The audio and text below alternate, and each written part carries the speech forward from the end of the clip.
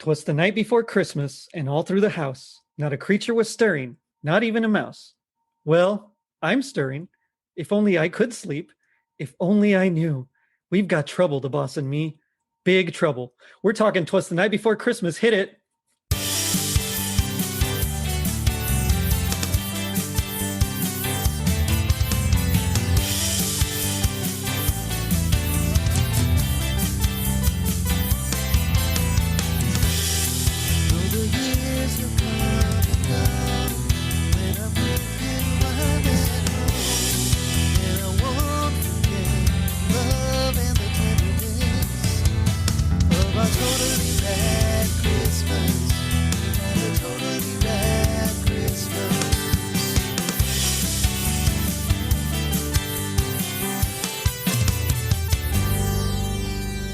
It was the 1980s. Nike began the Just Do It campaign. The Energizer Bunny was introduced, and Indiana Jones had an adventure looking for the Ark of the Covenant. And a clockmaker and his mouse try to save Christmas by making amends with Santa. I'm your host, Jerry D, with another episode of Totally Rad Christmas, the podcast that talks all things Christmas in the 80s. Toys, movies, specials, music, and fads. If it was gnarly during Christmas in the 80s, we got it covered. Now, joining me is a very special guest. You'll know her as the author of the It's Not Mean to Be Green book, Jamie Kleman. Jamie, how's it going? It's going great. Thank you for having me. I got so excited when you started to read the intro to that movie, I have to say. I'm glad you're here. It's, you have the book and a musical, and it's got to be so exciting. My brother, he does a couple of musicals, but I've never had one done. So, that's just amazing to me. Thank you. Yeah, it was a really exciting time for me. And I do think that's part of the reason I love 'Twas the Night Before Christmas, because there are some great songs in there. There sure are. Yeah. Especially, I think my favorite's got to be hands down, Even a Miracle Needs a Hand. Oh, completely. Yeah. My husband even put it on a playlist for me, because I would sing, we're doing the dishes, and I'd say, I think it's like, you drip and I'll dry, or you wash, I'll dry, and get help from your next door neighbor. Like, we sing it all the time. So yeah, I'm right through it. That's awesome. I love it. So what is your general experience or your history with 'Twas the Night Before Christmas? So there was something about that movie that as a little girl, it just stuck with me. And I looked forward to it, because back then it was, you had to wait, and it came on TV, once a year. So that was super special to me. And then I didn't see it for a long time. It went away. And I remember, my husband, when we got married and then we had kids, I was talking to him about all my favorite specials as a young girl. And I told him about it. He remembered it because he knew of Rankin and Bass and their style of animation and their specials. And he surprised me with the DVD and found it. Yay. And oh my God, it was the best. And then it became, my kids are now 21 and 18. And it is our Christmas Eve tradition. We watch as many specials as we can during the holiday season, but we save that for Christmas Eve. Nice. Yeah. And that's perfect, because I guess that's like when the big climax takes place anyway, right. And they read the whole Twas, and it ends with the, original 'Twas the Night Before poem being read. And it just, for me, and it would not be Christmas Eve without it for me. That's amazing. And see, I love Rankin Bass. In fact, I'm friends with Rick Goldschmidt, who's their official biographer. Oh, and really? Yeah, he's a cool guy. He knew Arthur Rankin, he knew Maury Laws, Paul Coker, all those cats he was down with. And it was just like talking to him and hearing his stories it's so amazing. So every time I get to experience that and talk with him, it brings me back to my childhood when I watched these specials. Now, this special in particular is actually from 1974, so it doesn't quite really fit in my category of 80s, but it was played continuously from 1974 until 1994. So for 20 years, they showed this. And so I grew up with this as well. This was like one of the ones that I loved. And I think the only thing I didn't like about it was that Santa didn't have a mustache. That was like... I'm with you. The portrayal of Santa is not exactly what you imagine. Right. And I was born in 72. So as a little girl, certainly it was the 80s for me as well, but it was also the 70s. So yes. I got all that time with it. And, but yeah, I agree with you on the Santa aspect for sure. Yeah, and it's so funny because Paul Coker Jr., he did the designs, but he also designed Frosty the Snowman, and the Santa in that special has the mustache, and it's completely a different style. I'm loving I love the Santa from the Frosty special. Yeah. And it's so funny because I'm a huge animation fan. But you know what? There is something so charming about the Rankin Bass animation. No matter all this, Yes. I love, of course, all the special effects they have now, and it's gorgeous and beautiful. And I love all of it. But I'm okay with Rankin Bass too. Like Oh, me too. I Yeah. am fine with it. It just makes me think of, my childhood memories, and Hmm. it's very special to me. Yeah, and they have a particular style For sure. that, and a lot of it again was informed by like that Mad Magazine artists, Paul Oh Coker, yeah, and I love Paul. that magazine. Oh yeah, it was one of my favorites growing up too. Yeah, Spy versus Spy was amazing, yeah. but Paul Coker Jr. did most, and Alan Davis did most of the artwork, and their production design. All that. So I really, I don't know if it's just like because I was so used to it from Mad or what, but just the blending of them together, I really enjoyed it. Mhm. But it's funny because like Rankin and Bass, you think Rankin Bass, you think that particular style, Yeah. and the noses are a little bit elongated. It's long and pointy, But little yeah, pointy, that's right. like really nice cheekbones and bright blue eyes Yes. sometimes. Yeah. But what's funny? I didn't realize that about the Mad magazine, but now that I'm thinking about that, makes sense to me. Hmm. I can visualize. I had an older brother who, or have an older brother, and he always had Mad magazines, and I Nice. can visualize the artwork, and that makes a lot of sense to me. Yeah, and so that particular style was done by a studio in Japan called Topcraft, who later on was kind of drawn and folded into the Studio Ghibli, which is very popular studio there in Japan with their animation. Um, Okay. so I mean, it's really cool. They kind of continued, and that design aesthetic kind of lived on. So Do you based also on just watch the anime special. as well? Because Um, a little bit, yeah. it's I'm not. funny. I've been introduced to some anime shows, but now this is all kind of connecting dots. The very much those like high cheekbones and that Mhm. that The style, and bigger so eyes, and yeah. bigger eyes, very like very warm and like it's attractive to look at. Like it's fun and Yes. welcoming and easy. So yeah, that makes sense. That's interesting. Yeah, it's really cool. And I got to meet Paul Coker. He and Rick were down for a comic convention, and they were signing stuff. And I mean, it was pretty cool. So I got to meet him, and I have a picture with him. So I'm like super excited about that. But but I agree. This was one that like we had to watch every year, and so we would check TV Guide, because back then they still had TV guides, and we checked TV Guide to see when it was coming on CBS, because it was continuous, like I said, until '94. And I remember being so sad when I couldn't find it in '95. It was just like I don't know. It kind of made Christmas like a little bit more of a downer that year. No, I understand. And it's so funny because I think about that for, as my kids were growing up and certainly now, but like, they don't realize how lucky or how different it was. It was, I don't know if they're lucky or not, but it was special that you had to watch it that night. And it was like a Yeah. special thing. And I think about that even for the big movies. I remember when Wizard of Oz was on, it was a Yeah. big deal. And, Sound of Music, big Sound- deal. And so yes. it's different now. I mean, I love the accessibility of it, but there was something pretty special about you have to be home for it when it was on. You have to be home, and you had to time your Yeah. restroom breaks Yep. during or Snacks. fruit snack break. Yeah, anything, just like commercials you run, and then you hear it's Yeah. on, and then you're Yeah, running I back. know. Oh yeah. Well, Jump. back on, commercials over. That's right. Jumping over the couches, just trying to. Great. Oh man. Yeah, this special, it really is cool. You're right. The music, there's something really great about it. Maury Laws did a great job composing these songs. The voice talent is also pretty nice. It's got Joel Grey, who was big Broadway star at the time. Um, Yes. George Gobel, who I'll be honest, I wasn't quite familiar with, other than from this special.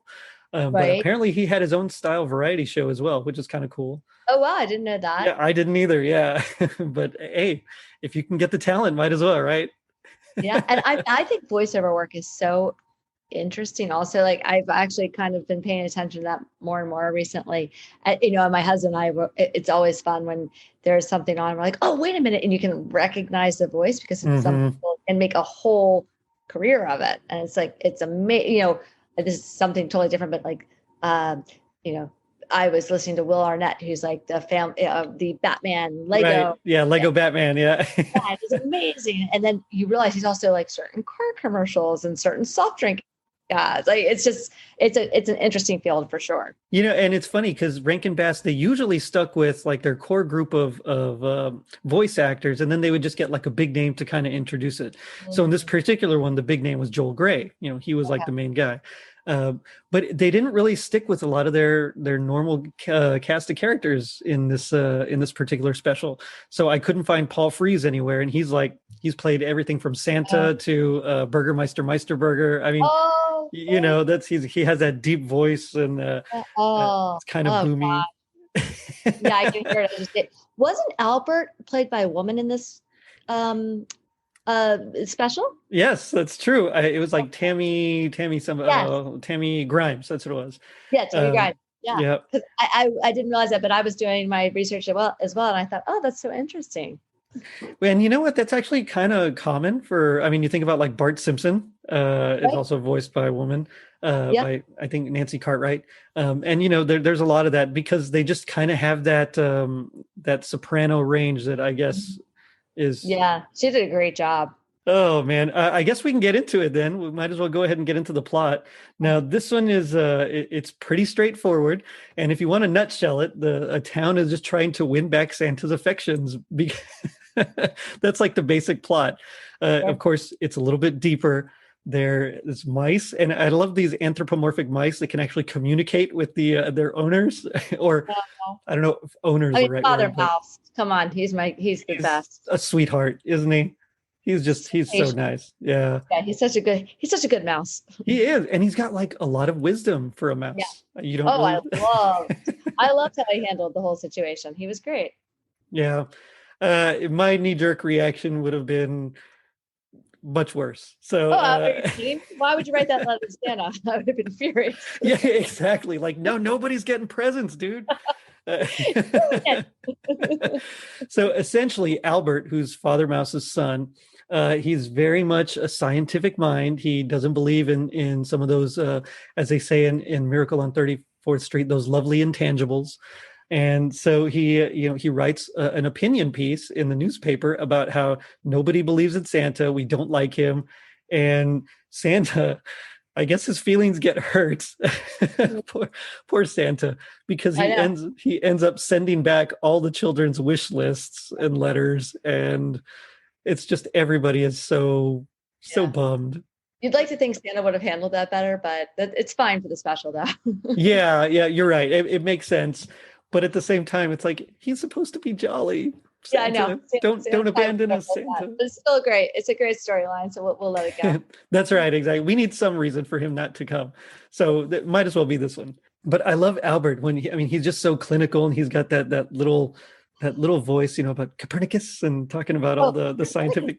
He always said Copernicus. I cannot tell you how many lines from this movie my family uses on. I'm almost embarrassed to say. I won't say weekly, but we'll pull some out. Like, when Father Mouse comes to him, he's like, did you do it? He's like, yes. And he said, we signed it. All of us.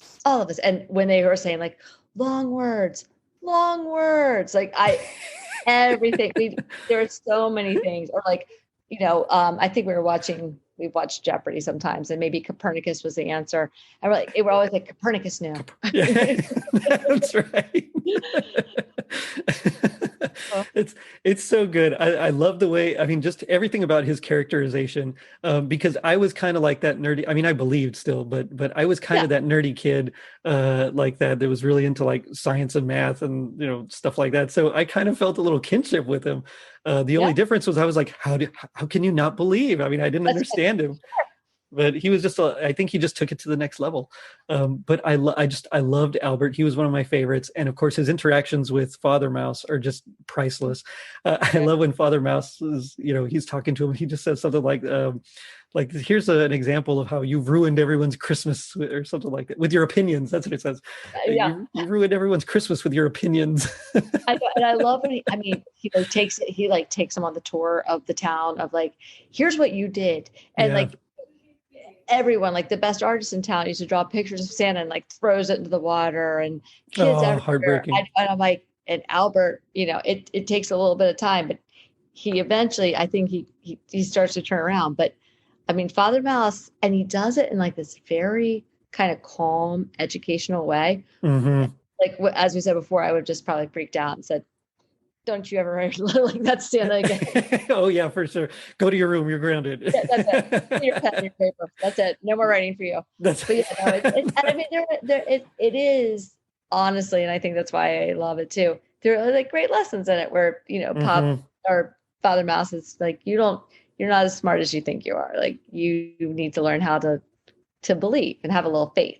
Yeah, to me, that's like the best part of it because, I mean, what is Christmas except the belief? I mean, that really makes it that wonder, that awe, that, I mean, just that enchanting atmosphere. Everything about it just really is kind of based on the belief in something higher and something mystical, and it's just one of those lessons that I'm glad that you can see in a show, and I'm glad that they showed it in this way, because that's kind of a trope of like, someone kind of doubts, but in this particular one, you're right. It's Father Mouse, the way he's explaining it, and when they have that little montage, when he's singing him the song, and they talk about fairies and all sorts of things like that, leprechauns. That's right.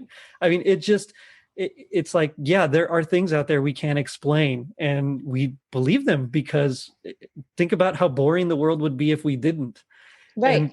And how much fun it makes the holidays, and like the spirit of it, and the spirit of giving and kindness and community. And so I think there's so much more to it than just the factual side, and what Albert was trying to lean towards, and Father Mouse kind of brought him back over to a little bit of magic.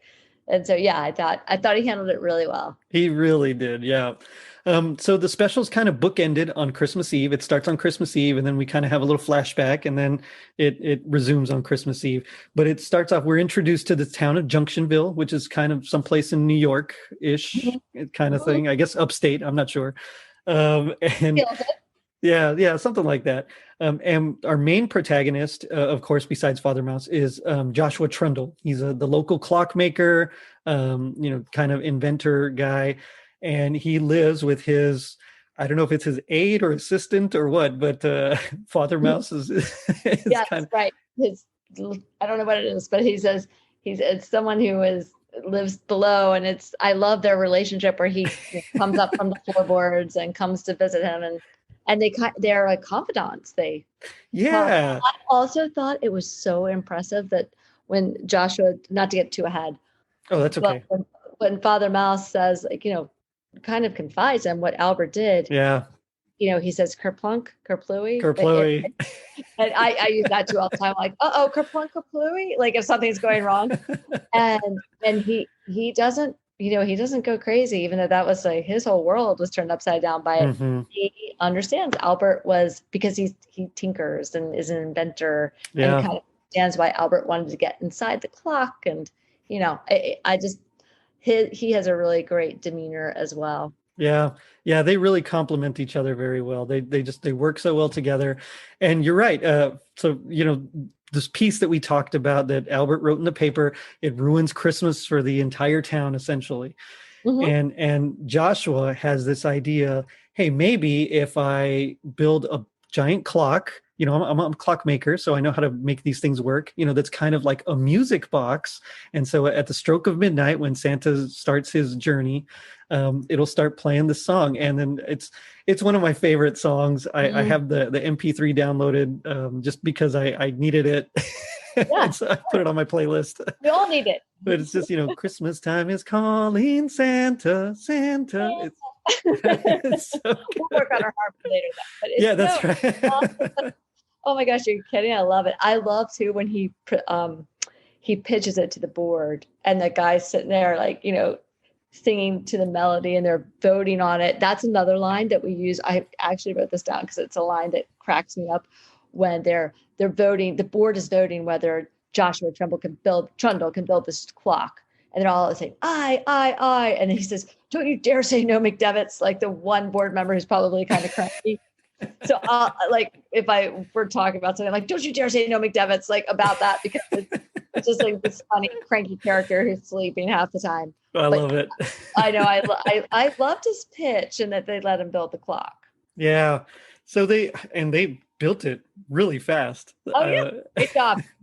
Yeah, I wish things were as efficient in this world because that's just amazing how they got it done so fast. That was they hit the deadline for sure on that. Yeah, they really did. But you know what? It's Santa. I can see how that becomes a priority. Like put everything else on hold.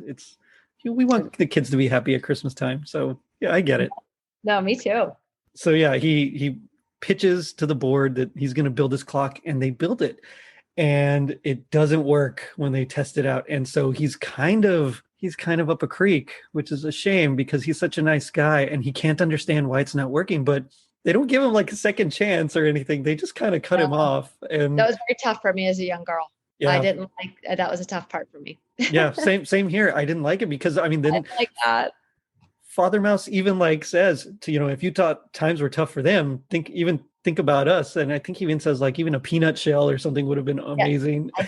I think it's like empty tables don't produce crumbs or something. Yeah. Nothing for the mice. And I was like, oh no, I'm struggling. I don't like that.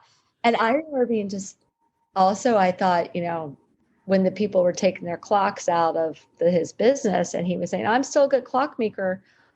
I remember as a young girl, even then wondering, I'm like, wow, that many people have clocks that need to be repaired. Like I remember thinking, it struck me as funny. Or that it just seemed, but my heart broke for him and me too. Yeah, I remember just being so sad for him. It was. It's hard to explain. The empathy, I guess, that we felt for this poor family, because it didn't just affect him; it was like his whole family too. Right, his kids, yeah. And essentially the town, because his clock failed, it didn't work, so Christmas was canceled. Yeah, exactly. And I just remember wanting but the first time I actually remember the first time I saw it, and I remember wanting so bad for Santa to just like change his mind and just be like, I was like, you're supposed to be nice. Come on, you can do this. That's great. Yeah.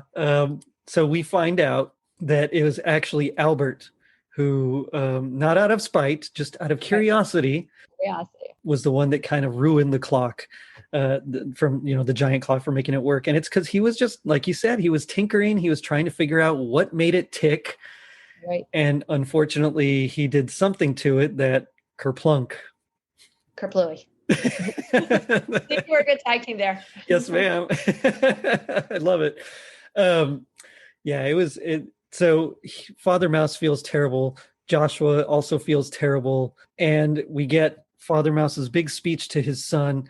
And it works because Albert is like so distraught. I mean, he's like crying. He knows it's his fault. He actually feels remorse. And so he's not just like this robotic scientist kind of guy. He really has started to at least maybe begin to evolve. And no, totally. Yeah, it's when he was crying, I remember also feeling bad for him. Like, no, it's not his fault. He was just trying. And he's a kid. And I love when the Father Mouse says, okay, so you believe now? And he said, I don't know, but I know there's a lot I don't know. Yeah. Albert admits, like, I'm realizing now I'm not maybe as smart as I think I am, and that I don't have all the answers, especially at his age. Yeah. And so I love that all of a sudden his mind was open, like, because he sees. I loved when Father Mouse said, does that look like a man? Talking about Joshua, who doesn't believe, who was building a huge clock for the entire town, and everyone was behind him. And I think that really started to turn Albert around. And, then he came to the realization, like, I've messed up and maybe I was wrong and I need to make it right. Well, and I mean, you think about it, like the entire town is sad because they got their letters back. So, I mean, their letters had to come back from somewhere. And I mean, it seems like Albert's the one that's not really taking everything in fully. If he's a scientist, he should be analyzing the data. And apparently he's doing a poor job of it because, look, everybody believes except you guys. So right. No, completely. Yeah. But we get some beautiful songs. Of course, Even a Miracle Needs a Hand. So wonderful. He's talking when Josh was singing to his kids about it. And It just, And it's Christmas Eve, and they say, I guess we shouldn't even hang our stockings, right? And he was like, no, we can hold out for a miracle. And then, it goes into it. I just love that about like, oh, getting help from your next door neighbor, and you plan and work and whittle, and it's everyone like working together, and I love that. Yes, yeah, and let's see, find these lyrics here really quickly. Oh, But good, yeah, please. I like when he says, we'll do what's necessary. We'll do what's necessary because even a miracle needs a hand. I mean, it's so it's so good. I'm sorry. No, good. That's okay. But he's like, you love and I'll labor, you sit and I'll stand, get help from our next door neighbor because even a miracle needs a hand. Yeah, right. And I love that. Yeah, how can you not like that song? Not only is it catchy, so great job, Maury Laws, but just the lyrics are amazing, and it's true. It's like I've seen firsthand what miracles that I do believe. So God can do, but sometimes it's just us helping each other, and that's a miracle in and of itself. And I love how the song just captures that as well. It's got that faith part, but it's also got like, let's be good to one another. Let's really embrace that Christmas spirit and that just humanity. And it just, even as a kid, I remember thinking this song like got it, it got it. And it was, so it's definitely one of my favorites. I do. I think that's why the special stayed with me for so long. It's catchy. I mean, I still know the words now, and I'm, been a long time, but I agree with you. I think there's such a neat message, especially what we've all gone through lately. Yeah. It was a tough year. Tough year. And really counting on each other and pulling each other through it and working together and being there for each other. So I do think, and believe in miracles. So I do think, I mean, to me, it's timeless. So I agree. What doesn't endure if not, love and faith and helping one another, family and friendship. So, I mean, it's just, I know I'm smiling. I keep saying it over and over again. It's just so great. I love the special. Oh, please, me too. Because I mentioned it on something previously, someone who connected me with you, they're like, oh, wait, you need to meet this gentleman. And I was like, oh, I will talk about Twas the Night Before Christmas. I have no problem with that. And I believe you're speaking of Art, who I've had on the show a few times. And yeah, he's a great guy, super nice guy. Great.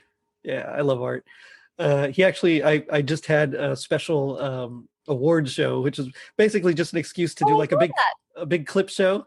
The Raddies, that's right. Yeah. And Art won for the raddest, kindest guest. Oh, I believe that. I believe that. I can see that 100%. Yeah, he's a good guy. Well deserved that. But so, the clock is broken. It's Christmas Eve. They're not sure what to do. And sure enough, Albert goes to do everything he can to save the day. He knows that he was wrong. Like you said, his mind has been kind of opened up to the possibilities of just something greater, something, unknown, something mysterious. And so he goes to fix the clock, and he does. It's spoiler alert. Although I guess if you haven't seen it, it came out in 1974, but he fixes the clock, and as Santa's flying overhead, he hears it, and he like turns around, and it gets me every time. And then you're right. They go straight into the entire "Twas the Night Before Christmas" poem. I love that. I love that. Well, and it's that little beat of where Joshua blows out the candle. It's like, no bells, no song, no Christmas, and then blows out the candle, and then all of a sudden you start to hear the chimes of the clock, and you're just so happy. Yeah. And then you know what else I thought? This is so crazy.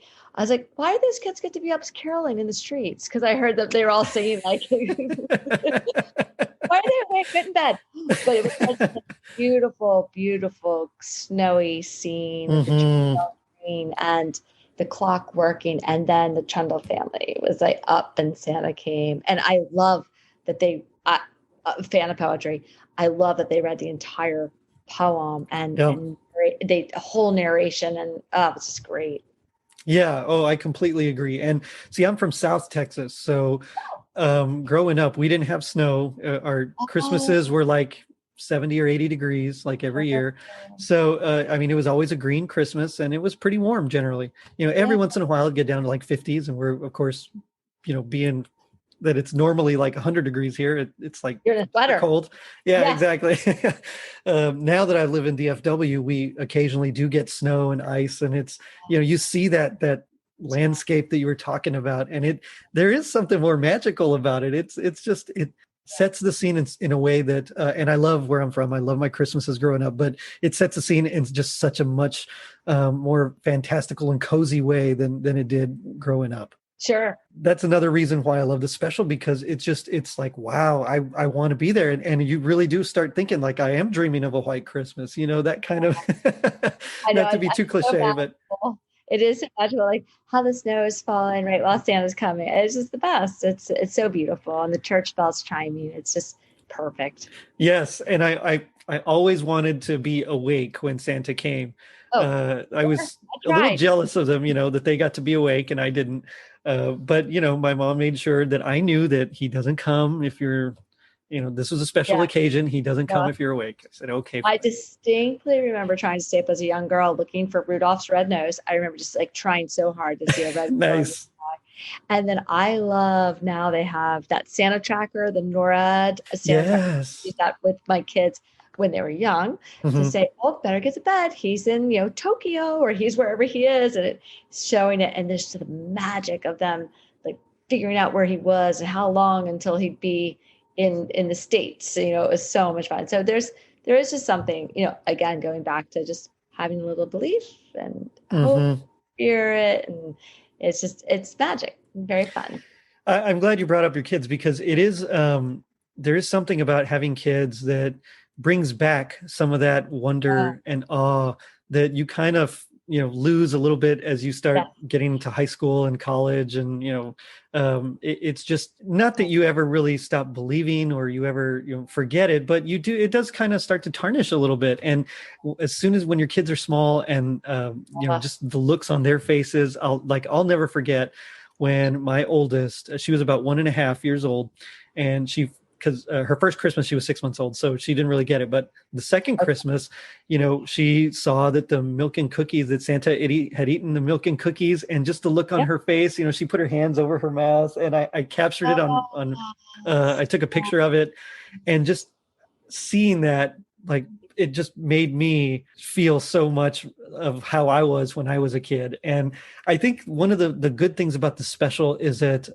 even though Santa's design is not my favorite, it still has that ability to do that, to bring that, at least for me, and I imagine for you as well. It brings back that feeling of just, wow, yeah, this is great. So complete magic, complete hope, complete like spirit. I felt the exact same way. It was so much fun. I mean, my kids are 21 and 18 now, but I will say this.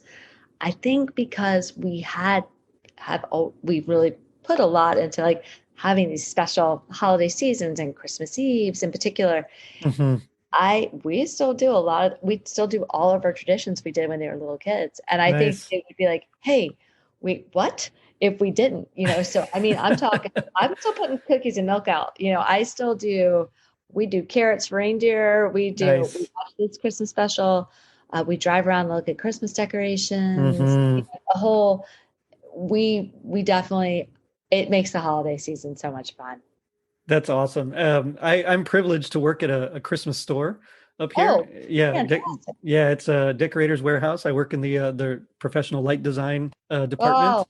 So I know what you mean. And just looking at all the lights, and even just every day I get to walk in and I see wreaths lit up and our lights displayed and everything. And you'd think you'd kind of get tired of it, but it just, no, I don't. And so I love doing that too. I love driving around, looking at lights and just everything, that you mentioned.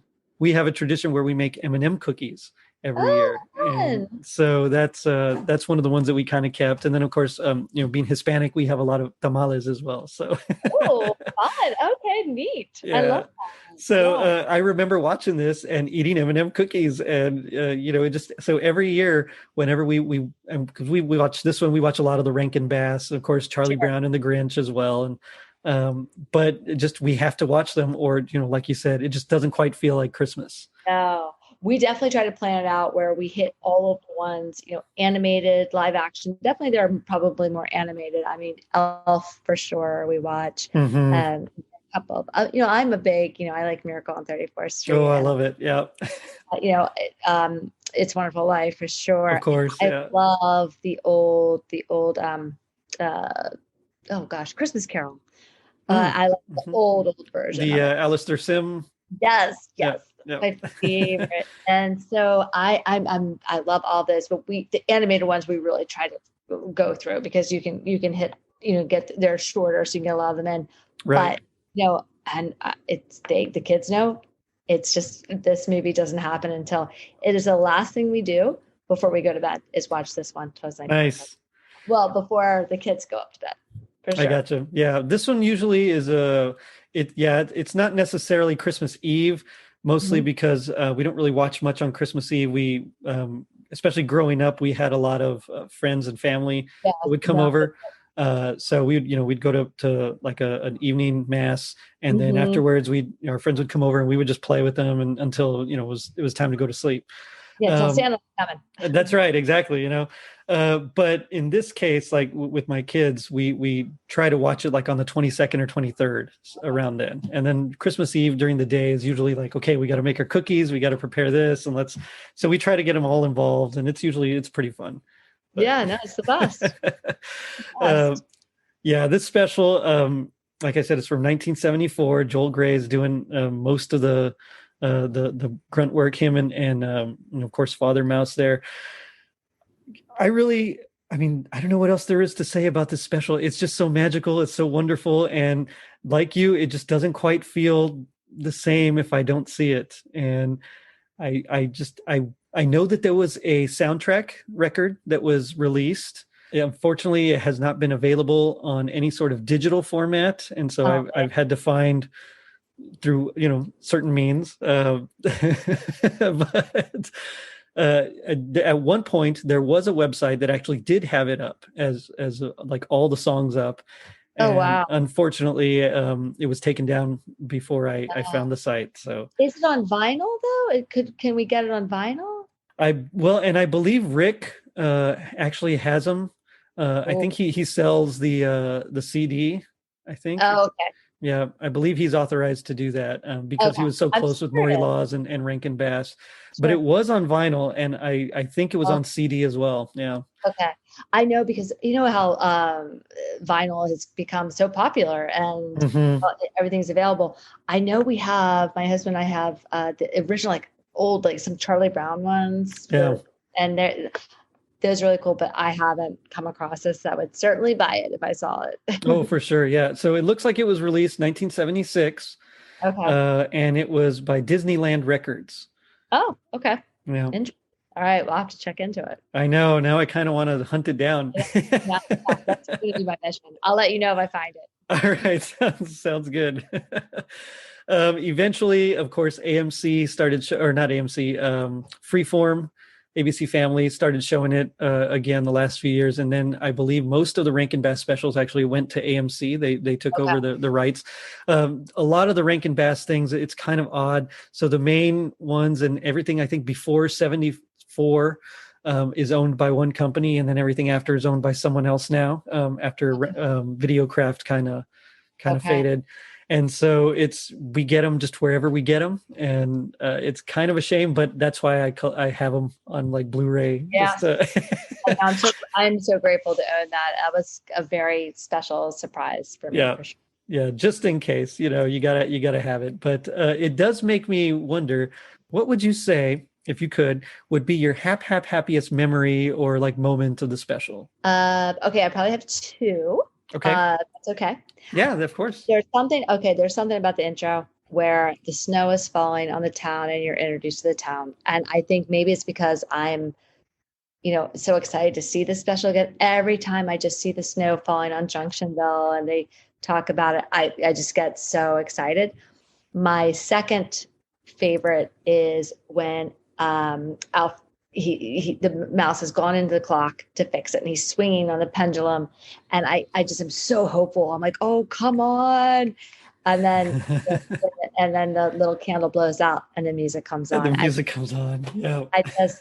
I'm like, yay, town. And because I know the whole town's going to be happy. And it's so special to me. That's to me, I completely understand because that's how I feel, especially when Santa actually comes to the Trundle house. Oh yeah. That's my favorite part. I love he's down there and they're doing the whole poem and the description of him, his bowl full of jelly. That was, of course, Yeah. that was my favorite as a kid. It's Yeah. funny, Okay. Well, of course, you finally get to see Santa. Yes, that's right. That's right.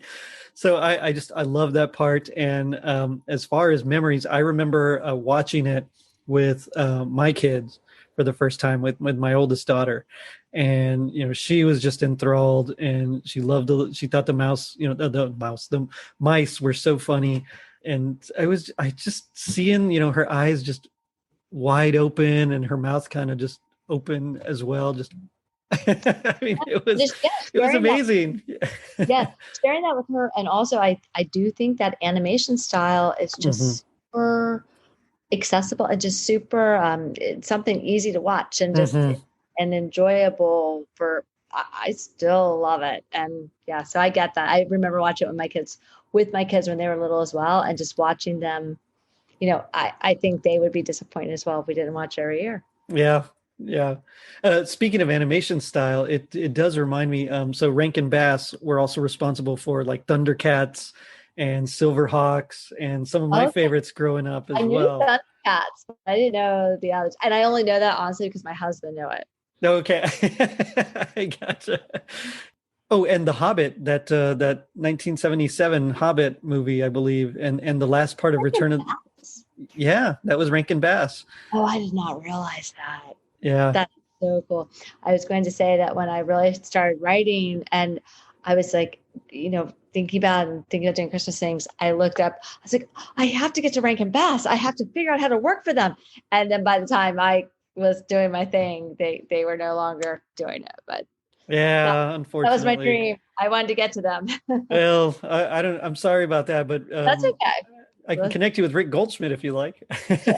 Listen, anyone who knows or has anything to do with Rankin Bass, I'm a fan of. Okay, right on. I'm excited about. But now we come to my favorite part of the show, which is a little segment I like to call "Gag Me with the Spoon." Now, this is hard, okay, because this is where we usually do our best impression of our least favorite part. Now, not necessarily something we dislike, but maybe something that's just we don't like as much, which I think I have to do in this case because I really love this whole thing. It's just, it's one of those that holds a special place in my heart. So I had to pick a part that I just didn't like quite as much. So I'll let you go first as a guest, just kind of set up the scene for us, and then we'll put it up to the voters or to the listeners to vote, and the winner will get a Totally Rad Christmas sticker. Unless I win, in which case I get nothing. But I haven't won yet. I've done 75 episodes and I still haven't won. So I think you're okay. So this might be cheating because I shouldn't have talked about it earlier, but I don't know if it's as cringeworthy for me, but I just couldn't handle it when I was a little girl, when the people were coming into the store and he was chasing out and he goes, "No, I'm a good clockmaker. I'm a good clockmaker." And my heart broke in half. And so that is the part I can't handle for this movie. It's the only part in the special that it was the part my heart broke the most. So yeah, I understand. For me, I should have chosen something like from that, but instead I went where he's given the pitch, and something about the mayor's voice always kind of drove me a little crazy. Yeah. so I chose the mayor, and it's when he says, "You may build your clock, Mr. Trundle, and may the enchanting tones of its melody soar to the pinnacle of celestial heights where..." Oh, heck, get started. Yeah. I know. Oh, okay, well, you totally win. And I love how the mayor is such a windbag. And then at the end of it, everything he laughs at, he's like, "Oh." And, even when he tried to come back, he's like, he's like, "Oh, go away." Like when he tries to come back to it's on and on and on. No, that's great. The mayor's hilarious. The mayor, he was something else. It seems like a typical board kind of meeting where it's like, I, and he just go on and on and on. and not a lot's getting done. Yeah, yeah. That, and I've been in a few meetings like that before, so I know exactly what you're talking about. And you're just like, okay, come on. This Yeah, and nowadays you'd say, well, this could have been an email, but that's right. Right. We're smarter now. We're doing better now. that's right. That's right. Oh, but I GI Joe, they taught us that knowing is half the battle. What do you think the other half is? Okay, so here's what my take on this, where it's so funny because I can literally remember GI Joe saying, "Knowing's half the battle." Like I remember that as a little girl because my brother definitely watched GI Joe. Here's what I think.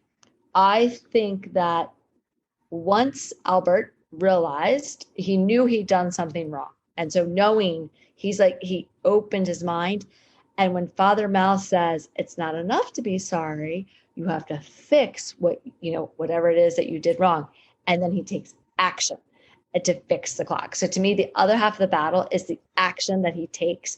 The first knowing is that, yeah, I messed up. I realized I ruined all this for everybody.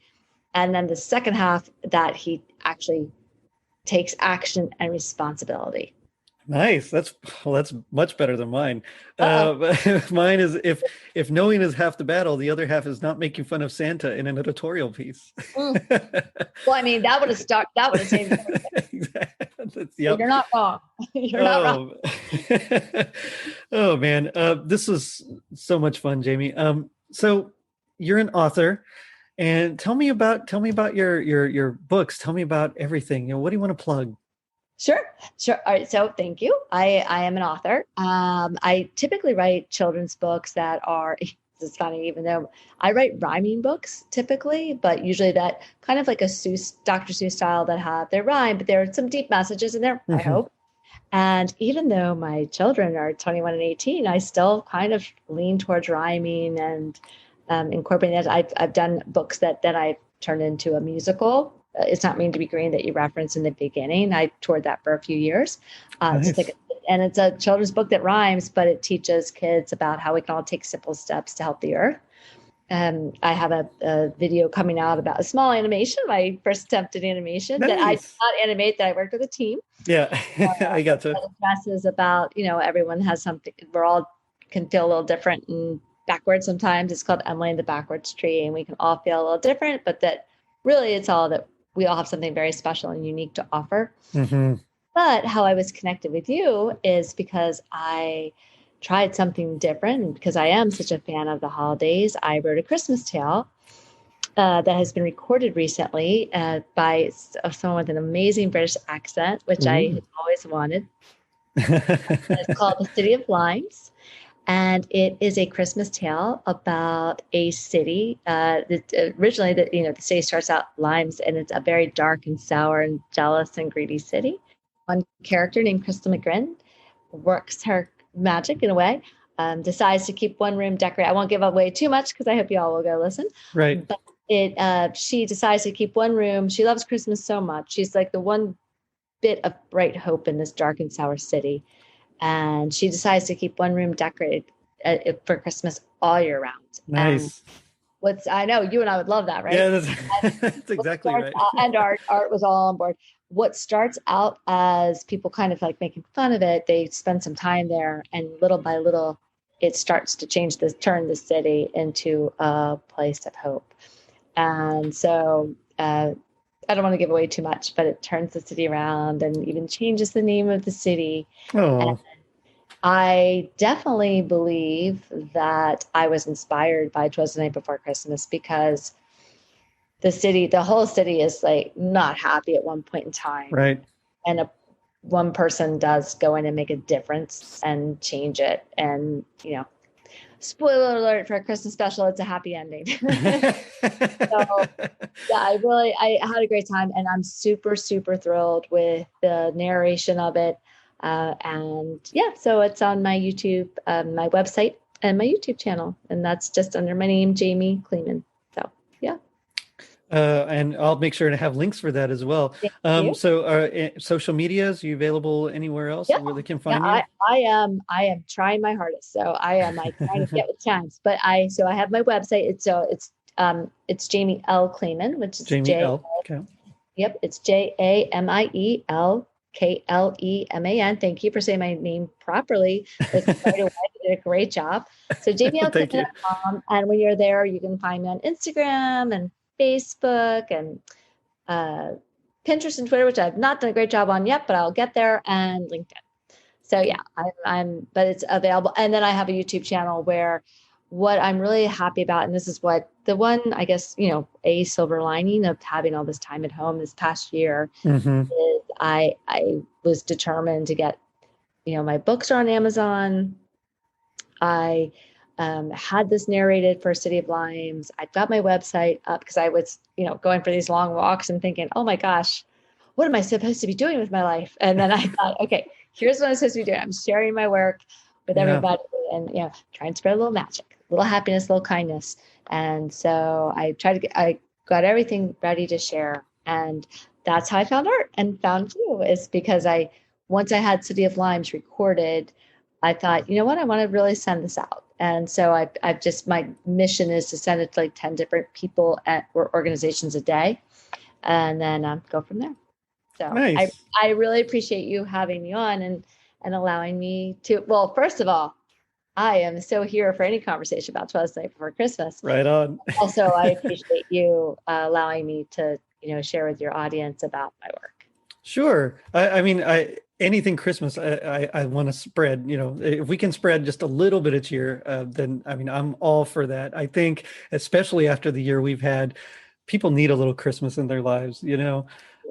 So I can't wait to read City of Limes. So you said it's available on Amazon. Is it also available like through your website or? So City of Limes is different than anything I've done. All my books are available through Oh, Amazon. okay. I gotcha.